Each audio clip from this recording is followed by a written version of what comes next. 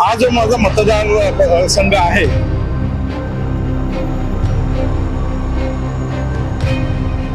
ज्या गटार मीटरच्या ज्या व्यवस्था करायची होती ते आज मितीपर्यंत केलेल्या आहेत. पण प्रामुख्याने पुनर्वसनाचा प्रश्न आहे,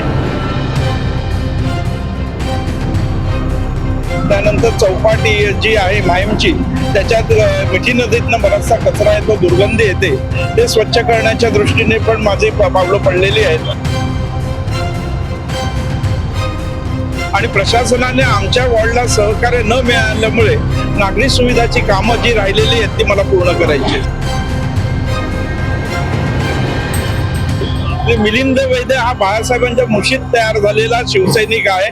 महापालिका निवडणुकीसाठी प्रचार आता सुरू आहे आणि भव्य रॅली सुद्धा काढली जात आहे. आणि आपण आता आहोत मिलिंद वैद्य, जे शिवसेना उद्धव बाळासाहेब ठाकरे पक्षाचे उमेदवार आहेत, त्यांच्याशी आपण बातचीत करणार आहोत. मिलिंद वैद्यची रॅली निघालेली आहे, प्रचार झालेला आहे, काय सांगाल एकंदरीत कशा प्रकारे प्रतिसाद? हा जो माझा मतदार संघ आहे हा बहुभाषिक असून मला प्रत्येक समाजातनं चांगला पाठिंबा मिळत आहे.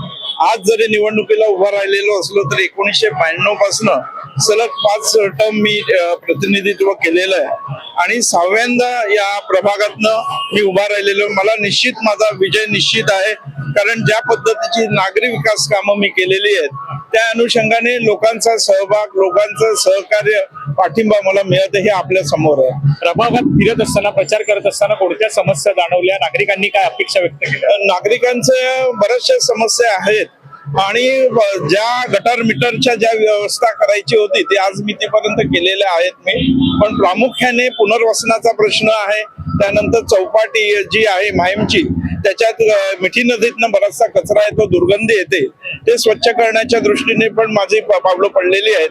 आणि खास करून मच्छीमार वसाहत किंवा त्या परिसरामध्ये पण बऱ्याच वर्षापासून रेंगाळलेली जी म्हाडाची कॉलनी असल्या कारणाने बरीचशी कामं रेंगाळल्या अशा करता गेलेले आहेत की 2022ला आमची टर्म संपल्यानंतर संपूर्ण कारभार हा प्रशासनाच्या हातात होता आणि प्रशासनाने आमच्या वॉर्डला सहकार्य न मिळाल्यामुळे नागरी सुविधाची कामं जी राहिलेली आहेत ती मला पूर्ण करायची. 100 दिवसात निवडून आल्यानंतर मिलिंद वैद्य कोणतं काम हाती घेणार? मी मगाशीच सांगितलं की प्रामुख्याने ज्या महत्वाच्या समस्या होत्या ते मी त्याचं निराकरण केलेलं आहे. पुनर्वसन किंवा इतर ज्या काही बाबी आहेत त्याला वेळ जातोय आणि त्याच्याकरता ज्या पॉलिसीज आहेत त्या आपल्याला शासनाकडनं मंजूर करायच्या आहेत आणि त्याकरता मी प्रयत्नशील असणार आहे. मच्छीमार कॉलनी, पोलीस क्वार्टरचा पण पुनर्वसनाचा प्रश्न आहे. शासनाकडनं जरी पुनर्वसनाचा आलेख तयार केलेला असला तरी त्यांचं पुनर्वसन त्याच ठिकाणी करण्याच्या दृष्टीने मी प्रयत्नशील आहे. हे महत्वाचे मुद्दे माझ्या समोर आहेत. ठाकरे बंधूंची युती झाली आहे, काल सभा सुद्धा झाली. 20 वर्षांनंतर ठाकरे बंधू एका मंचावरती पाहायला मिळाले.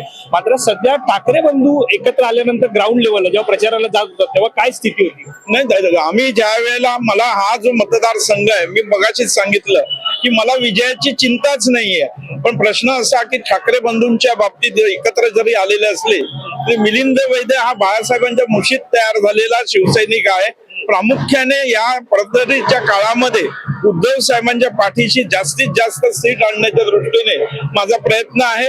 आणि ज्या पद्धतीने उद्धव साहेबांच्या बद्दल मला सहानुभूती आहे किंवा मला त्यांच्याबद्दल प्रेम आहे, तसंच राज साहेबांबरोबर माझं वैयक्तिक संबंध शाळेपासून असल्या कारणाने ही दोन्ही भाऊ एकत्र आल्यानंतर सगळ्यात जास्त मला आनंद झालेला आहे, मराठी जनांना आनंद आलेला आहे आणि त्याचा प्रत्यय या ठिकाणी येतोय. गटर वॉटर मीटरची ही निवडणूक खरं तर मानली जाते, मात्र राजकारण बदललंय का? कारण अनेक ठिकाणी पाहतोय की जातपात असेल ती सुद्धा काढली जाते. तुम्हाला काय वाटतं या सगळ्यामध्ये मतदारसंघामध्ये नेमकं आता कोणत्या समस्या आहेत? तुम्ही समस्या सुद्धा सांगितल्या, मात्र निवडणूक आणि राजकारण बदललंय का? राजकारण बदललं नाही, म्हणजे माझ्या वॉर्डमध्ये तसं काही बदललेलं नाहीये. कारण या प्रभागातनं ज्या वेळेला खासदारकीला अनिल देसाई निवडून आले त्यांना 4,500चं मताधिक्य मी दिलं होतं. महेश सावंत ज्या वेळेला आमदारकीला उभे राहिले त्यावेळेला जवळजवळ 5,500चं मताधिक्य दिलेलं होतं. आणि हा जो प्रभाग आहे या प्रभागातनं आज मितीपर्यंत 5 वेळेला शिवसेनेचा उमेदवार आणि 1 वेळेला मनसेचा उमेदवार, असं 6 वेळेला मनसे आणि शिवसेनेचे उमेदवार निवडून आल्यानंतर आमची प्रचंड ताकद या ठिकाणी आहे आणि त्याचा प्रत्यय ज्या वेळेला निकाल लागेल त्यावेळेला तुमच्या समोर येईल. नक्कीच सर, धन्यवाद आमच्याशी बातचीत केल्यानंतर. आपण पाहतोय मिलिंद वैद्य यांची ही रॅली आपण पाहू शकतात. या ठिकाणी ही निघालेली आपण पाहतोय. या ठिकाणी सर्व ही रॅली आपल्याला पाहायला मिळत आहे. शिवसेना आणि मनसेचे हे सगळे कार्यकर्ते आपण पाहतो ते या ठिकाणी आलेले आहेत. आणि सर्व खरं तर हा मतदारसंघ म्हणजे आपण पाहतोय या ठिकाणी हा मतदारसंघ जो आहे तो खरं तर बहुभाषिक हा मतदारसंघ आहे. आणि या सगळ्यामध्ये आपण पाहतोय की त्यांचं या ठिकाणी आता या रॅलीच्या माध्यमातून हे आपण पाहतोय की शक्ती प्रदर्शन असेल ते सुद्धा आपल्याला पाहायला मिळत आहे. आपण पाहतो या ठिकाणी हा मुस्लिम बांधवांकडून खरं तर हा मिलिंद भाई पर फूलों की वर्षा हो रही है। मिलिंद भाई पर इसी तरह से फोटो की बौछार होगी आज 15 जनवरी को, जिस तरह फूलों की बौछार हो रही है मिलिंद भाई पर। और यहाँ पर महानगर के रिपोर्टर भी आए हुए हैं इंटरव्यू लेने के लिए मिलिंद भाई का। रैली के अंदर बहुत ही शानदार रैली है, काफी लोगों ने शिरकत की। ठीक है, चला चला आगे बढ़ा आगे बढ़ा आगे चला भाई। ये बहुत ही शानदार रैली है ये, और ये रैली खुद बता रही है कि नतीजा क्या होगा।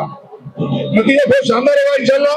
तर आपण पाहतोय की या ठिकाणी मिलिंद वैद्य यांची ही रॅली निघालेली आहे. आणि आता त्यांनी सुद्धा आपल्याशी बातचीत करत असताना नेमकं आता या मतदारसंघामध्ये कोणत्या समस्या आहेत, निवडून आल्यानंतर कोणतं काम करणार हे त्यांनी आपल्याशी बातचीत करत. कॅमेरा पर्सन अवधेश कोळीसर, मी वैभव पाटील, मुंबई.